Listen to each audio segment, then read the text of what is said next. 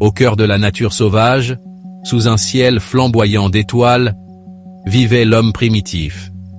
Il voyait des esprits dans le bruissement des feuilles, entendait des dieux dans le fracas du tonnerre et sentait le pouls d'un cosmos vivant dans le monde qui l'entourait. Chaque roche, chaque arbre, chaque créature murmurait les secrets d'une réalité plus profonde, un royaume où le physique et le spirituel s'entrelaçaient. Il ne se contentait pas d'exister dans le monde, il communiait avec lui.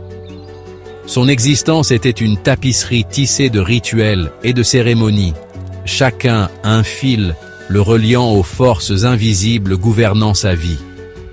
Par la danse et le chant, par des peintures rupestres complexes et des offrandes déposées dans des bosquets sacrés, il cherchait l'harmonie avec les forces mystiques qu'il percevait tout autour de lui.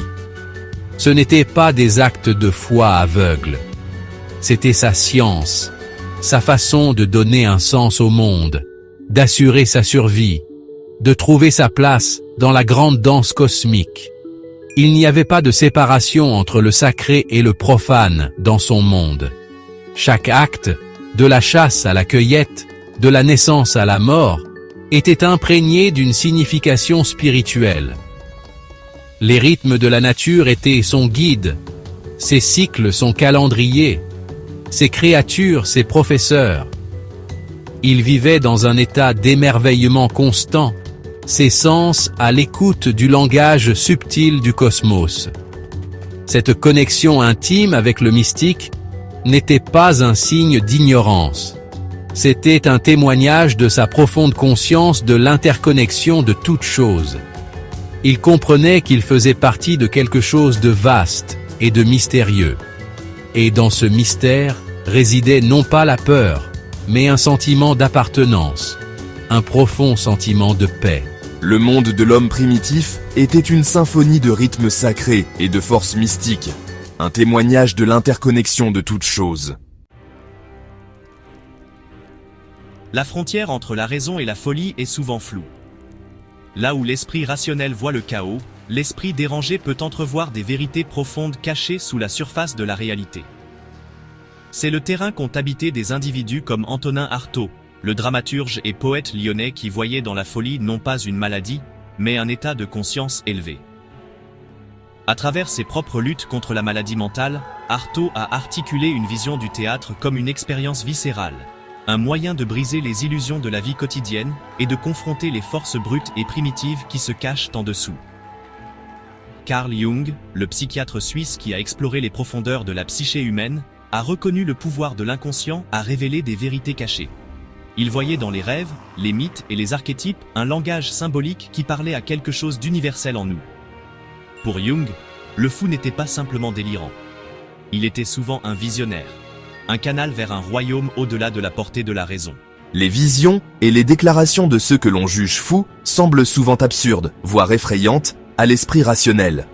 Pourtant, l'histoire regorge d'exemples d'individus dont la pensée non conventionnelle, à la limite de la folie, a finalement conduit à des découvertes révolutionnaires et à des idées novatrices. Des paysages tourbillonnants de Vincent van Gogh qui capturaient l'essence de l'émotion, à la brillance mathématique de John Nash, dont les luttes contre la schizophrénie n'ont pu éteindre le génie, nous voyons le potentiel d'une créativité et d'une perspicacité extraordinaires émerger des profondeurs de l'angoisse mentale. Le défi réside dans le déchiffrement des messages cachés dans le chaos apparent. Tout comme les rêves nécessitent une interprétation pour dévoiler leur signification cachée, les déclarations du fou exigent un examen attentif. Les rejeter d'emblée, c'est risquer de négliger de précieuses informations sur la nature de la réalité et la condition humaine. C'est dans ces espaces liminaux où la raison vacille et l'inconscient règne que nous trouvons souvent les vérités les plus profondes. L'individu rationnel se tient au bord de l'inconnu, armé de logique et d'esprit critique. Son monde est celui de l'ordre, de la prévisibilité et des preuves empiriques. Pourtant, même l'empiriste le plus fervent peut être confronté à des expériences qui remettent en question sa compréhension du monde naturel. C'est dans ces moments, face à l'inexplicable ou à l'incompréhensible, que même les plus rationnels d'entre nous peuvent se tourner vers des symboles, des rituels ou des croyances qui défient toute catégorisation facile.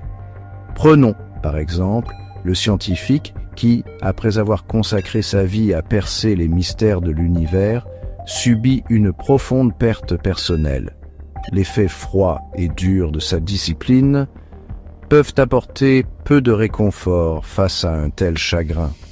Il n'est pas rare que des individus dans de telles circonstances trouvent du réconfort dans les rituels, religieux ou laïques, ou cherchent un sens à des événements apparemment aléatoires, attribuant une signification à des coïncidences qui résonnent avec leur état émotionnel. L'homme d'affaires, guidé par la logique et les données, peut se retrouver à serrer un porte-bonheur lors d'une négociation à enjeux élevés. L'athlète, réputé pour sa discipline et son programme d'entraînement, peut s'engager dans un rituel d'avant-match qui semble défier toute explication rationnelle. Ce ne sont pas nécessairement des signes d'hypocrisie ou de faiblesse. Il s'agit plutôt de témoignages du besoin humain, persistant de trouver un sens et un réconfort dans un monde qui semble souvent chaotique et imprévisible. Confronté à des situations qui échappent à notre contrôle, où la raison ne parvient pas à fournir de réponses satisfaisantes, il est naturel de chercher réconfort et conseil dans d'autres domaines. Ce n'est pas un rejet de la rationalité, mais plutôt une reconnaissance de ses limites. C'est un rappel que même les plus rationnels d'entre nous sont des êtres aux multiples facettes, mus par des émotions, des instincts et un profond désir de quelque chose qui transcende le monde purement matériel.